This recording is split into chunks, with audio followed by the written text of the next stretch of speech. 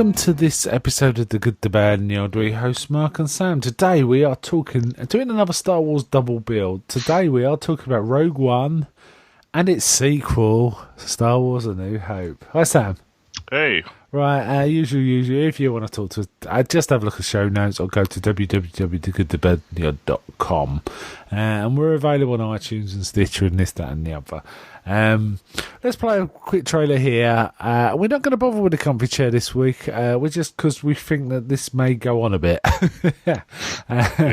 And also there's going to be, we'll start, the first 2 minutes will probably be spoiler free, but from that point it's going to be spoilers. But feel free to stay on for the first 2 minutes at least. So here's a trailer and then we'll be getting on with it.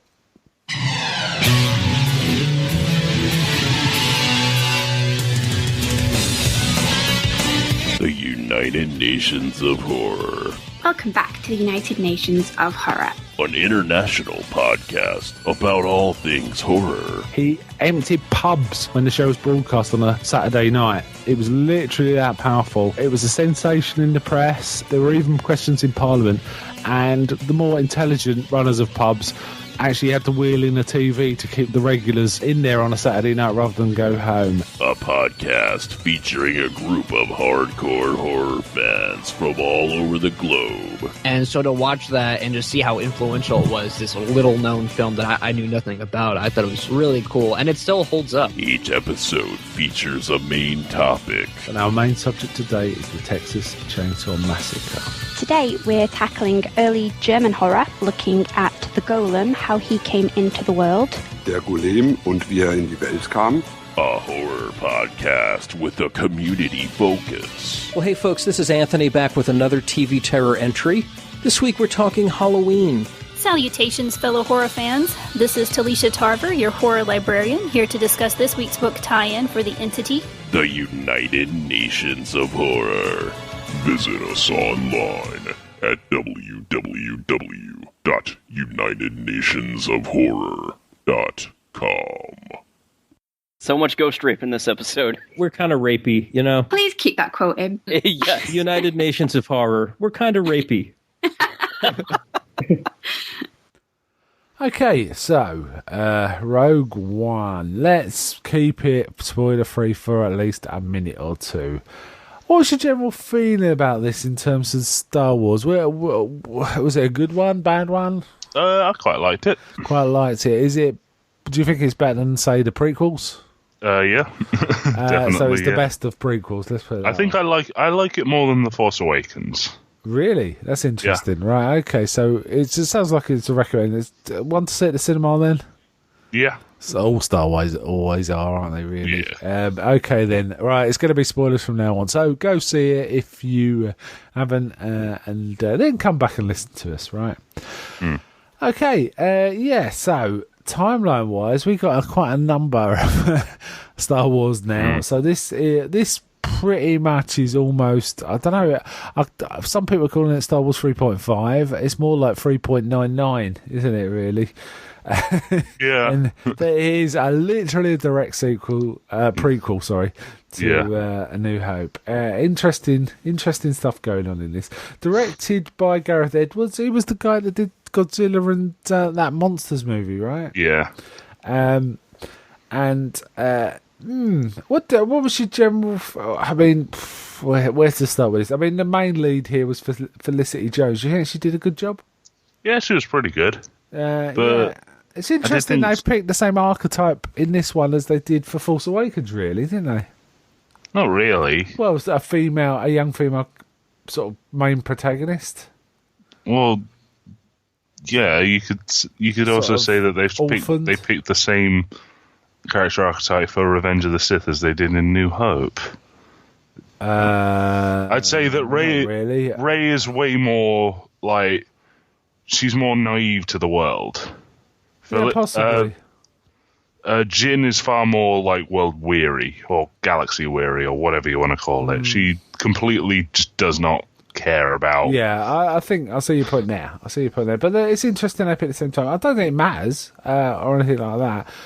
It's just it's interesting that they did that. This is. I thought this. I saw someone post not a review, but a comment on the film, which I think made sense. Which is this Star Wars has balls on it, doesn't it? And it kind of does, doesn't it? They're kind of doing things you would not quite expect in a Star Wars film. It doesn't feel like Flash Gordon, does it? It feels more like, to me, I don't know, something like the new version of Battlestar Galactica. It was kind of down and dirty and grim, and it's almost like blue collar Star Wars. Yeah, in a way, rather than, I don't know, farmer, shining castles kind of Star Wars. It's kind of interesting. Now, so it's set as I've already said, it's set pretty much just before A New Hope, rather than just after Revenge of the Sith. So Vader's been around for quite a while here. Now, one of the interesting things they've added in this one is we get Grand Moff Tarkin as a central character. Yeah. What was your feeling about Grand Moff Tarkin in this? I quite liked him. I liked him being in it. What do you think of the CGI? I think the CG, it was creepy in the first. Like, it was a bit sort of, it didn't look right in the first couple of shots with him in. Yeah. But after that, they kind of got it down. I was not a fan of it. It took me out of the film quite a bit because I could see it was CG, not because it was weird having Peter Cushing in it, and his voice was slightly different from the Peter Cushing I know as well. But the fact, I could just tell it was CG. And it's weird because I've read a few people talking about it, and a lot of people saying, no, I couldn't tell it was CG at all, which I find really hard to believe because I thought it was really obviously CG. And then later on we get Leia in CG2, which I was kind of fine with because it was so brief. Yeah, but again, you could see it was CG. So people online have been kind of saying the other way around because they preferred Tarkin because he got into the CG started to fit him, whereas Leia looked super rubbery. She did look quite rubbery, but she is young, so it would be like that. I would have preferred personally if Moff Tarkin would have been an actor made up with prosthetics to look like Moff Tarkin, which they can do now. They can, this film's about black guys pretending to be white women. But they don't look like white women. They look like abominations. Yeah, fair enough. But I think in this day and age, with makeup, they could have got someone who was almost exactly like Peter Cushing, and it would have worked fine. But it didn't ruin the film or anything. It's just, and I quite like. I do like Moff Tarkin being in it. He was a proper badass, wasn't he? Power. Took no prisoners. And also we had some a bit of Darth Vader. Yes, we had some of Darth Vader. Let's talk about that then. What do you think of Darth Vader in this? I think he was pretty good. I really like the final scene where that lightsaber turns on and he's coming into the corridor with all the guys trying to stop him. Really excellent. I wasn't that big a fan. Well, I kind of like bits of it. The scene where he meets, is it Krennic? Krennic, where he goes and sees stuff. Because I felt the words Vader used weren't Vaderish. They were more equipped. Like. Say again. He made a quip.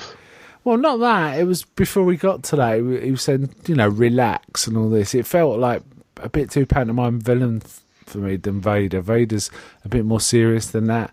Though even so, there was one line he says that though it was a little corny, it was it did make me laugh and I enjoyed it, which was, do not choke on your aspirations. Yeah, as he's choking him. Yeah, it's kind of cool. So I kind of like Vader in this. And it was great when he appeared in the end. For some reason, I don't know why, and in my head, we were going to have, Yoda pop up.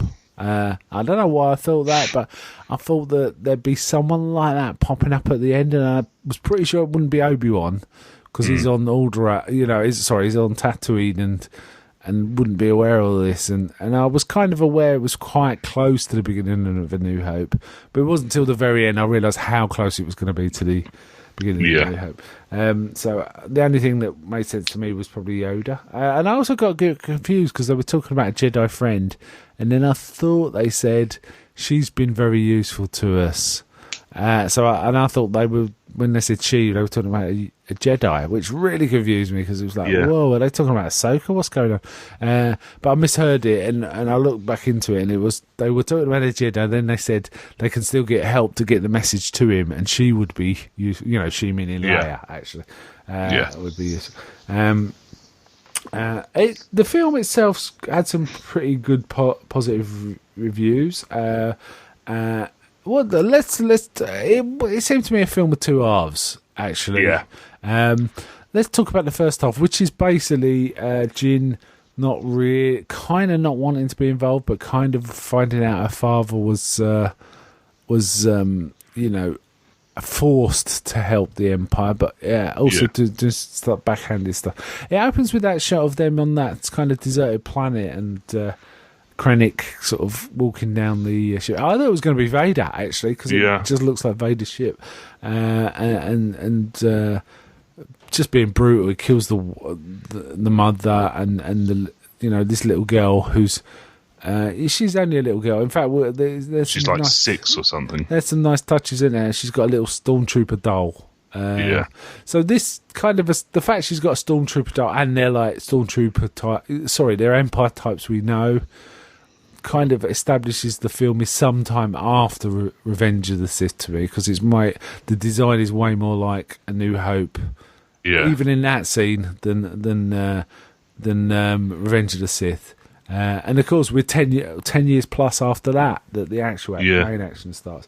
And we see her kind of hide away and not be found, but then Forrest Whitaker kind of turns up and kind of takes her away. Yeah, Saw Gerrera. Yeah. He was actually in the Clone Wars cartoon. Oh, okay, well, we haven't got to that bit yet, have we? So I'm looking forward to that. Apparently, George Lucas likes this one. Yeah. Yeah. What did you think of the first half? Is kind of a lot of handheld cameras, a lot of down and dirty. We see some pretty grim stuff. There's one moment we see one guy who becomes one of the main protagonists, dealing with another guy who's been injured, and he can't escape from the stormtroopers that are closing on him. So doesn't he say something like, "We all have to do what we have to serve the rebellion," and then shoots him in the back. Shoots him in the back and then climbs out. Pretty grim. This is about kind of damaged people. A lot of the characters have somehow been worked in the rebellion, but not on the purest ideals. It's like just getting the job done. So it's kind of it's Rebellion Black Ops. Yeah, really. It's essentially a war film about damaged individuals. It's more. I mean, Star Wars in the past has been more gee whiz, let's have fun. And in terms of war films, it's more like, I don't know, things like Kelly's Heroes or stuff like that. But this is more Platoon. Yeah. Isn't it? They're damaged by what they've been doing. Some of the plotting left me a little confused, where they were talking about, I couldn't quite tell who the rebellion wanted to kill and recruit, and there was like the guy that was being sent out, the guy, what was it? Cassian. He was being given separate and special orders, separate from the main orders. So it was like you say, a sort of Black Ops thing. So it was kind of a bit, well, why are they trying to kill him? Or why are they going to do that instead of doing this? It confused me a bit, but I don't think it detracted much.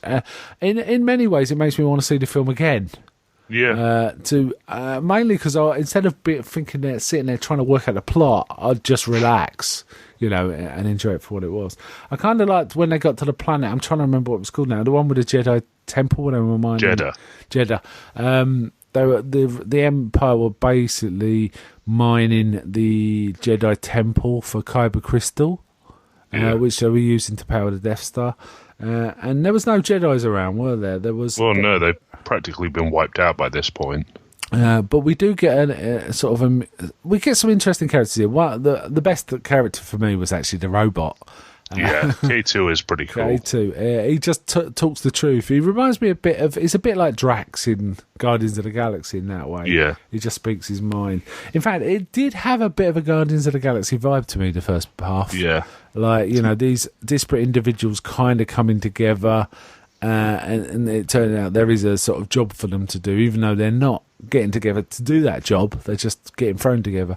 At one point, we get like someone who appears to be like a monk of the Jedi Order rather than a Jedi Knight. He's a guardian of the wills. Guardian of the Wills, and that's spelled WHILLS. Donnie Yen, who's a great martial artist, and it is really who proceeds to quickly demonstrate how good his martial arts are. Yeah, he takes out a load of stormtroopers with a stick, in effect, doesn't he? We also get some interesting thing about the fact that the rebellion are basically trying to take out some of the Empire mining. The stuff they've mined. They nick some of the kyber crystals, and it's not clear why, other than being disruptive. But it's they're a power source. So. It's got a kind of, if you're looking at it from their point of view, freedom fighters versus evil guys, and from the Empire's point of view, it's like they're terrorists. So it's got an interesting sort of comment about that kind of thing, though I think some people that have observed this have taken it too far. They talk about it being a sort of allegory of Donald Trump and stuff like that, which is nonsense because this started production before all of that. So it was all right. You can read whatever agenda you like into some films, but it doesn't make it real, does it? I did like Michael Madsen in it.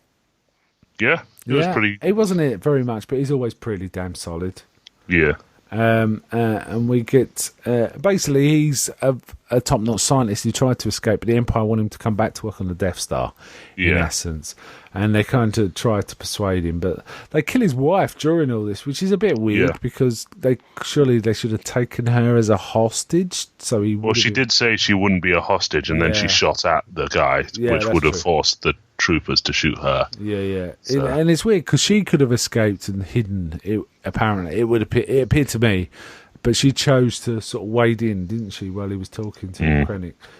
What do you think of Krennic, the guy playing? Krennic was okay. He wasn't really up to the standards of previous Imperial villains. Yeah, he was all right. Yeah, I mean, to me, Moff Tarkin was the most important thing. Yeah, he wasn't the main actor in this. He was like above it all, in effect, wasn't he? So that was I kind of liked him. I think he was a good bad guy, but you're quite right. He's a level below sort of Kylo Ren and Darth Vader and the Emperor and stuff like that. Isn't it? Quite a significant step down. To me, it was like Moff Tarkin, as I said. But Jin's going through all this stuff with this this kind of Black Ops guy. What they're worried about? There's a pilot that's defected, an Imperial pilot that's defected with news of Mads Mikkelsen's character that he needs to pass on. And I think he's passing it on to Forrest Whitaker's character. Is that right? Jin. Oh, it's Jin. Well, no, his intention is to find Forrest Whitaker's character because he should know where Jin is. Oh, okay. So he wants to give it to Jin. Oh, yeah. That makes sense. And he's also paranoid, so he immediately subjects him to this weird tentacle monster that tries to eat the guy's brain or something. He does actually warn him that this, him looking into your brain and telling me the truth, it will most likely send you mad, which is quickly dropped as a plot point. He seems a bit jittery for the most part, but that's about it. He seems a little disorientated right after that, which kind of makes sense compared to what's happened to him. But then he soon sort of shapes up and he's fine again. So, but that tentacle monster was weird. It was so weird in this film. It was kind of like Lovecraft crashed into Star Wars, which is also weird because Force Awakens there's a tentacly monster on Han Solo's ship. Yeah, isn't it? So it's almost like there's a bit of Lovecraft going on in Star Wars. Undercover. Can I ask what you thought of the music? I think it was okay, but it seemed like it was just taking off.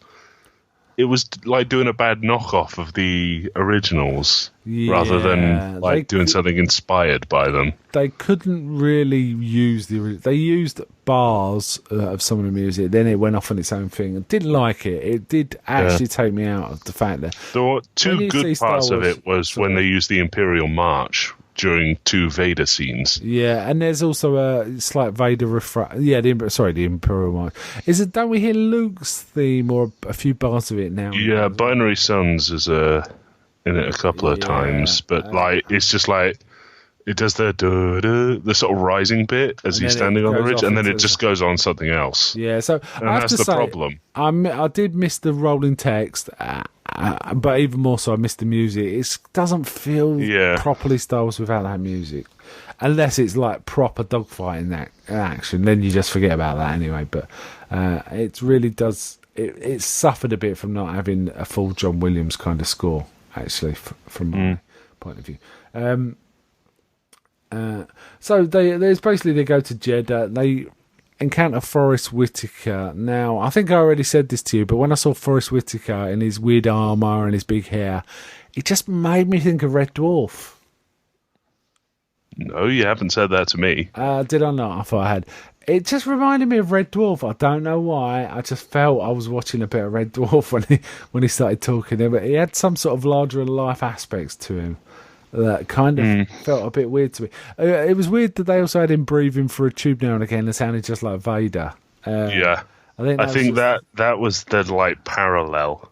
So, like, you have one crazy like guy that just kills everyone on the opposite side, who needs to breathe through some sort of respirator. He's heavily armoured.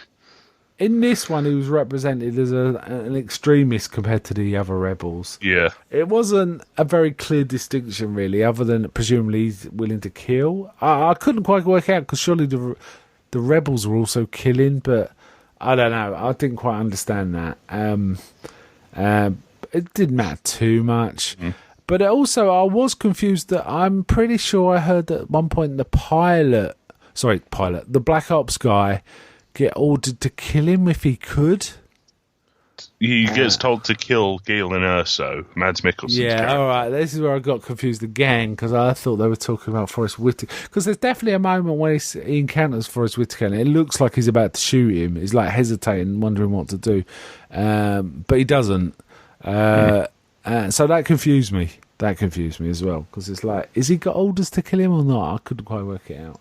It's just one of those things. There was an awful lot of handheld camera work in this, wasn't there? It was pretty much all handheld. Not as terrible as the found footage kind of handheld, but it was definitely. In fact, what would you call? Is this called cinema verite when they do it? Yeah, style? I think so. It's kind of that style. Whereas when it's found footage, it tends to be a lot more shaky and less controlled. This was more like it's not on a tripod, but they're trying to keep it still. It was that kind of thing. So we see a bit of the Death Star gets actually used, but not to blow up a planet, right? Just to blow up. They use it small scale. Well, they have to use it small scale because they're in A New Hope. They talk about it being the first time it's being used at full power. Yeah, first against Alderaan. Alderaan is a test. But they use it to blow up the Jeddah Temple, right? They use it to blow up Jeddah City. Jeddah City. Which the explosion is big enough to wipe out Saw Gerrera's fortress, which is miles away. Yeah, so he goes up in smoke. But K2 rescues him on a ship, and they manage to just about get out there in time.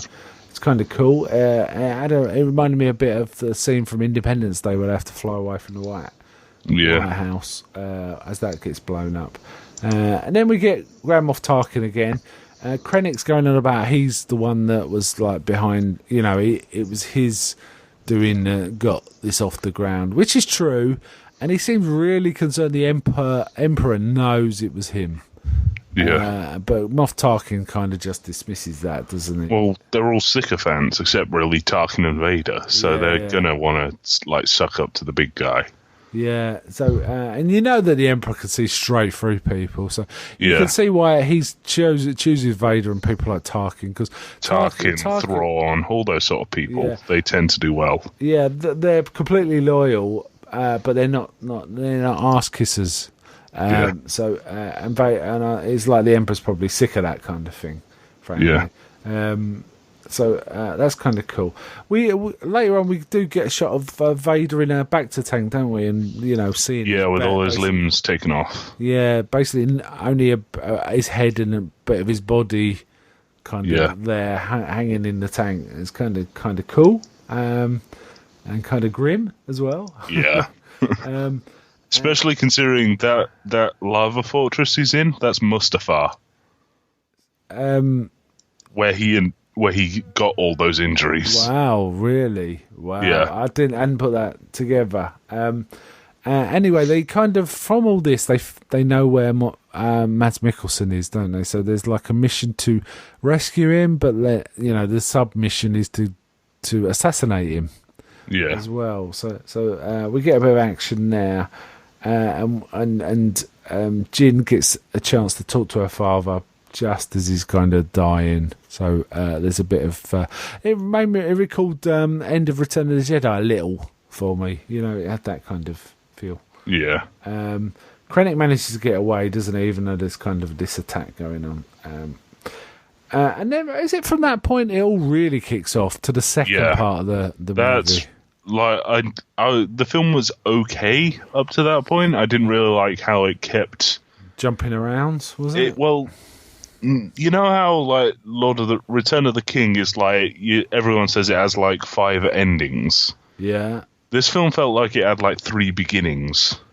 I think I agree with you. It's kind of the thing is I felt that it didn't set up the characters that well. I felt Force Awakens actually set up the characters much more. I got you understood Finn straight from the beginning. You understood Rey straight from the beginning, pretty much. Yeah, and you understood Poe from the beginning, and Kylo Ren. And, all the new ones, you understood where they were at pretty much straight away. This film was like, well, who's he? And yeah, like the pilot was wearing weird goggles, and the only one that was really clear actually was the robot. Yeah. Though Jin became fairly apparent fairly quickly, I think, but the rest of them not so much. I think also the Donnie Yen and his compatriot was reasonably well established. Though unfortunately we didn't see enough of them. I don't think I would have liked to have seen a little more. Got a slightly more character development. It needed a few lines here or there to flesh out their characters, and which was done really well in Force Awakens, in my opinion. And the best kind of films do that. If you watch, I don't know, something like James Cameron's Aliens, that does it really well with very few lines. You understand the characters pretty much straight away. Or stuff like Die Hard, where we only see characters really briefly. But the few lines they have really flesh out their characters. A bit of that would have improved the first half of this film immensely. Yeah. But you're kind of hinting that the first half was okay. But you've also said you preferred this to the Force Awakens, and I know you liked Force Awakens, so I enjoyed it. I think that probably gives an idea to our listeners what you thought of the second half. I'm going to guess. Yeah, I really enjoyed the second half. The second half was amazing, mainly because it was wars it was just like a straight up ground war with the Empire. Yeah, so we had ground war and dogfights, proper Star Wars. This was really enjoyable. At this point, I forgot about no music. I forgot about the plot incoherences. It was just wow. This is X-wings are in. It was kind of cool to see Mon Mothma as a character. That was kind of some people have complained they were kind of shoehorned in. Felt completely organic to me. Absolutely no problem with that. So we saw Bail Organa and Mon Mothma. Same actors as in Revenge of the Sith. Yes. So that was a nice bit of continuity from that. It felt like it was organic from that movie.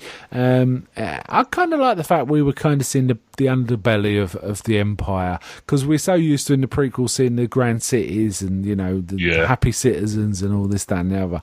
This was kind of proper underbelly stuff, and it kind of worked quite well from that point of view. It was radically different from any Star Wars we've seen, actually, certainly in the first half. But man, when it kicked off, I mean, they did put the wars in Star Wars in this. It was proper battle on the ground and in the air.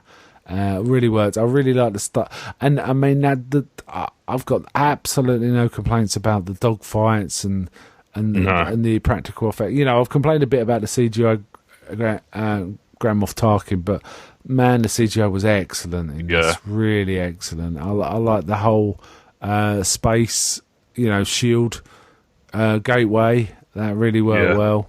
And it kind of, we've had this established already in Return of the Jedi, that an entire shield could be thrown around stuff from a planet, something as big as Death Star, so there's no reason it couldn't work around a whole planet.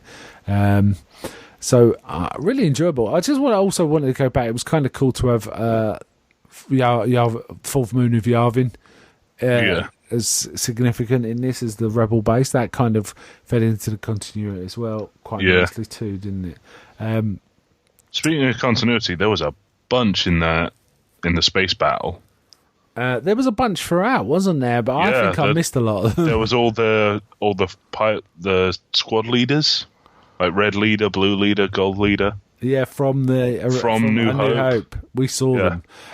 Some of that, I thought it was all just footage from A New Hope, but apparently some of it was it's all unused footage. I didn't realise that, because I thought I'd recognise some of their gestures were the same as in A New Hope, but they used unused footage. Really worked well, seamless. Really, didn't feel.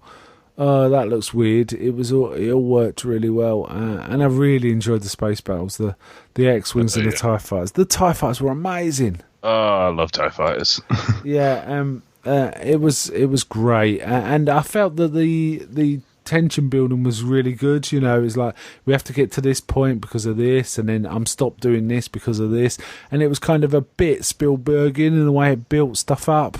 Layers of tension and sort of, I was going to say hardship, I don't mean that, things being thrown up to stop you completing tasks. I really liked it. I would have liked to have had a bit more Donnie Yen doing stuff in that. He should have had a bit more to do. Yeah. And I'd like to see a slightly longer cut where those characters do more. And I kind of like them, but I wish they'd have had a bit more dialogue to establish them a little better. The robot really was cool, and he had some really funny. I mean, he had the best lines really in terms of comedy. And I actually thought at one point he kind of dies near the end. He was going to come back Terminator style, his eyes light up again and reactivate himself. But that didn't happen, did it? That's a shame. He did have a surprising amount of anti-robot features, like the date. I don't even know what it was. It was that thing R2 uses sometimes, but it was like in his wrist. So the end result was it looked like he had a RoboCop style data spike. Yes, he did. Yeah, you got it right. It was a bit RoboCop. I also think there's one bit he keeps asking for a weapon. When Jin gives him one, he's kind of well pleased about it, isn't he? Yeah. That's funny. That's Alan Tudyk as K2SO. All right, that name sounds really familiar. Wash, of course, from Firefly, a classic. Yeah, I mean, he's also been in the last 5 Disney films. So yeah, I mean, if you were to compare if you were to try and think of a universe that was most similar to the first half of what we saw in this, it would be Firefly. Yeah, actually. Apart from the aliens, of course. Wash, nice. It keeps building and building. They're trying to get this data readouts to transfer them up, and they managed to do all that. The bad guy, Krennic, dies in part of the fight, and there's a lot of hand to hand in this, isn't it? It's kind of so again, it feels like proper. I mean, it most feels like probably the beginning of Empire in terms of the ground battle stuff, but this is way more intense. Especially since there's AT-ATs, or they're not AT-ATs in this one. They're similar. AT-ACTs. Yeah, they're similar, which are like cargo versions. Okay. They're in it though, and it's kind of cool. And I also like the bit where the Star Destroyers are kind of forced to crash into each other by a the Hammerhead. Yeah, the Hammerhead drives into it, and then that falls into the gate. That was amazing. Really nice. And it's, I mean, this one pulls no punches. There's no happy endings for the hero. They all die. They all die. Everybody's dead, Dave. In essence, but what we do get is those plans get transferred to men, and there's a guy physically holding the plans, running down the corridor while Vader's behind him. It's the disc. While Vader's behind him, wading through guys. That bit where the doors the Vader's there, and that red lightsaber comes on. Brutal.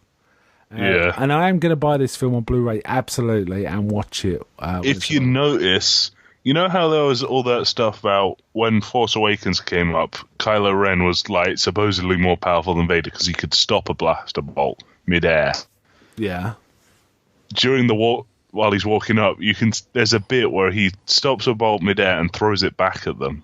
Wow. Yes. Oh, no, I thought that was a lightsaber. So he actually does that with a force power. Awesome. I like that. Yeah. That's a really nice touch. Like you say, there's a lot of Easter eggs that I haven't really explored it. Oh, but yeah. I've read about them. You know, it's There's, shit from Rebels. Yeah, the ghost from Rebels. One of the characters from Rebels walks past in the back. Well, I say walks. It's like an R2 droid, so it rolls past in the background. And a couple of the announcements at the Rebel base are for 4 characters from Rebels. Right. So cool. yeah. Overall, it's really good, and I love the fact that Leia actually turns up. I think again, a few people have been complaining, like, oh man, it's so obvious, but I really like the fact we see Leia's ship sort of discharge from the main ship and take flight, and then that leads straight into A New Hope. I thought that was very cool. Yeah. And I like that. And of course, we have Bail Organa there. We also see R2D2 and C3PO on. Is it Yavin? They're like complaining that no one tells them anything. So obviously, Leia's ship or Leia's crew are laid up there, and they get picked up, don't they? So that's what's going on there. And then it kind of ends. So everyone dies. The planet kind of gets partly. Is it the Death Star that blows up? Yeah, the Death Star comes and gives it another. Bit of a shove. I think they call it a single generator blast. Yeah, they're not blowing up the whole planet, but they're doing massive amount of damage. Because obviously the first one has to be Alderaan, doesn't it? That's continuity. It's quite right.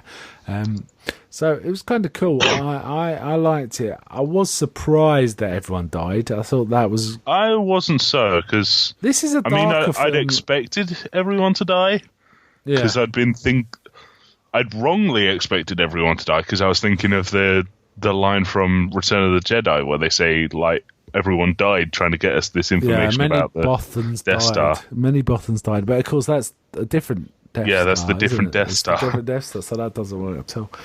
You nearly lose your nerd card for that, I'll tell you. So overall, I thought it was really good. Really. I like the second half way more than the first, but I got a feeling when I rewatch it, I'm going to actually enjoy the first part more with the second or subsequent watchings. It's just I felt it was a bit incoherent and kind of what's going on here and stuff like that, but I'll listen a bit more carefully next time. So I can't remember what you rated Force Awakens last time we watched it, but you think this is better. So what would you give this out of? I'm going to give this a 9. A 9. I'm going to give it an 8. I expect it to stay an 8 or possibly go up with subsequent views. I don't think it's going to ever be less than an 8 for me. I would have much preferred the original music to be used in this. The style John Williams stuff, rather than someone riffing on John Williams stuff a little here and there. And I had a bit of trouble with Grand Moff Tarkin CGI. Not so much layers, as I say, but I think that I had a bit of problems with some of the tone in the first act. It kind of was a little inconsistent. It was like, what's this scene for? Was sometimes the feeling I had. But once it got into that final battle, man, it was great. Really enjoyed it. So you sound like you enjoyed it slightly more than me. Rated more slightly higher than me, obviously, if you give it a 9. But it was great. And then with that, I think we'll end our talk on Rogue One. Let's play a New Hope trailer just for the hell of it, and then get into A New Hope. Luke Skywalker was just a farm boy until he received a mysterious message from a princess. Help me, Obi-Wan Kenobi. She's beautiful. Star Wars, starring Mark Hamill. I'm Luke Skywalker. I'm here to rescue you. Too little short for a stormtrooper. Harrison Ford. Boring conversation anyway. Whoa, we're gonna get company! I think we took a wrong turn. Carrie Fisher. Good luck. Alec Guinness. You can't win, Darth. If you strike me down, I shall become more powerful than you can possibly imagine. 20th Century Fox presents the most extraordinary motion picture of all time, Star Wars. Here's where the fun begins. No legendary adventure of the past could be as exciting as this romance of the future. Here they come. May the Force be with you in Star Wars. Okay, so Star Wars A New Hope. Whoa. The sequel to Rogue One. Alright. Okay, I actually posted a review of this after I watched it, and it was 2 words. Still great. That's all I put. Still great. Yeah. Well, what should we say about this one? I've watched it 4 times in the last 2 years. Yeah. So I'm certain that one of those was for this podcast. Yes, it was. In fact, it was definitely for this podcast. I'm just wondering what else I wrote about it, to be honest. It's great to watch. Yeah. It's always surprising to me how a bit slow it is in the first half. Yeah. Because you always think it's wham bam dynamic, but it is quite slow. George Lucas does take his time. Though you can't say it's baggy. I don't think he develops his story at a reasonable pace, but it's kind of once they get off. Well, I think it's once he kind of meets up with Obi-Wan, it really starts kicking off. Obviously, It opens with that Vader stuff, and that's really cool. And him sort of talking to the princess, who's got a British accent in this. Well, you were talking to me about this. It's because the Imperium, the high-ups... Coruscant, that is considered high class on Coruscant if you have a Queen's English sort of accent. How odd. That's why Tarkin talks like that, and several characters in Rogue talk with an English accent. Yeah. In the presence of higher ups. Oh, that's interesting. And of course Obi-Wan does, and the Emperor does. As well. Yeah. And I mean, James Earl Jones is American, but he sounds British when he does Darth Vader, doesn't he? There's that's an American accent with Darth Vader. There's that bloke hasn't got an accent, he belongs everywhere. kind of thing. It was. I find it really exciting to watch this film. I really like it. Is it your favourite? The trouble is, there's always Empire, isn't it? Discounting Empire, is it your favourite Star Wars film, would you say? Yeah. It is. I would say that. Yeah, I find it really... You know what? I've really got a soft spot for Return of the Jedi, so I'm kind of... Which we're going to be watching as part of these runs, so I'm kind of edging Return of the Jedi in front of this one, but until I watch it again, I can't be sure. I will say that I really enjoyed watching this again. There's so many great moments, many stuff in it you just know backwards because you know things like I find your lack of faith disturbing. That moment where the guy's banging on about the Death Star being the greatest force in the universe, and stuff like that. The fight with Obi-Wan's a little. It's nowhere near as good as some of the fights that come in the rest of the series, but this was the first thing about time. That is it's more it's not just about two dudes hitting each other with glowy sticks. It's there is deeper meaning to their fights. It's symbolic and everything. Yeah. Who's your? Let's approach this in a different tack rather than talking about sort of the moments. I guess. Who's your favourite character in this one? I quite like Luke. Luke. Yeah, he's a bit whiny. Yeah, he's a bit whiny at the start when he's like, I want to go and get the power converters sort of thing. All that. I guess I'll be here another season. All that. I have to say, I think mine is probably Obi-Wan. I think Alec Guinness is very good in this. Though, Peter Cushing as Grand Moff Tarkin's really very few lines, real presence. He's the boss of Darth Vader, pretty much. Yeah. Even Darth Vader. I think there's only 2 people Darth Vader listens to, and it's the Emperor and Grand Moff Tarkin. Yeah. So he's got to have something about him, hasn't he? But, you know, of course, Harrison Ford as Han Solo's fantastic as well. I think one of the strengths of the film is all the main characters are pretty good. Leia's well written, you know, and stuff like that. So it's kind of cool. Even even C-3PO and R2-D2, it's kind of amazing they managed to get a performance out of a beeping sort of trash can, and it works. I think that was kind of very highly inspired by a film that came a few years before called Silent Running. I think is that the one with Huey and Huey? And Bruce Dern as the mad guy who kills his crewmen just to protect the gardens.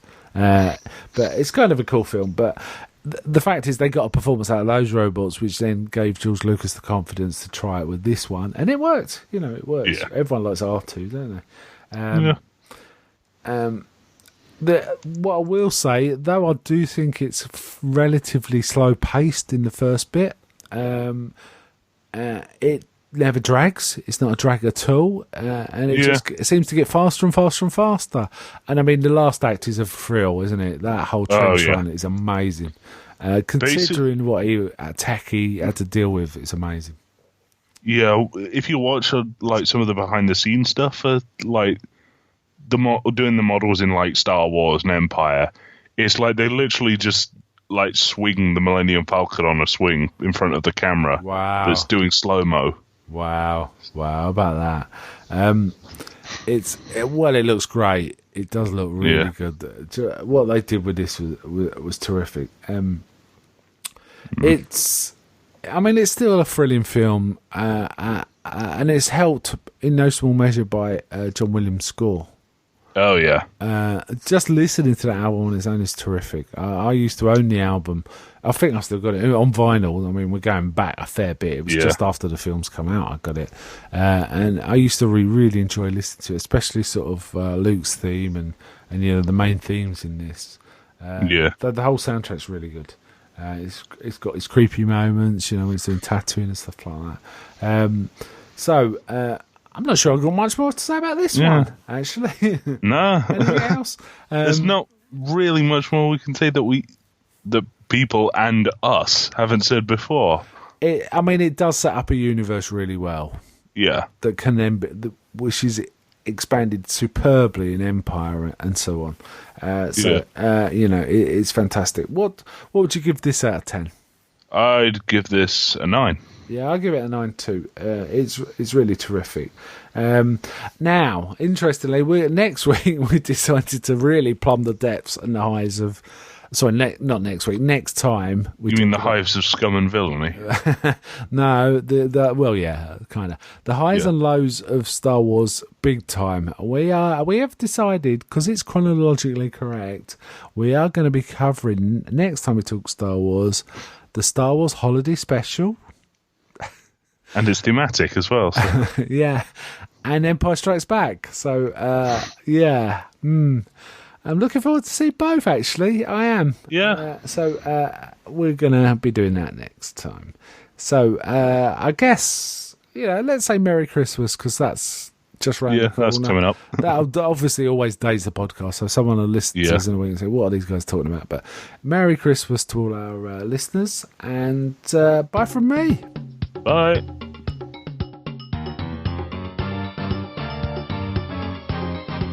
Help me, Obi-Wan Kenobi. You're my only hope. Her name was Leia.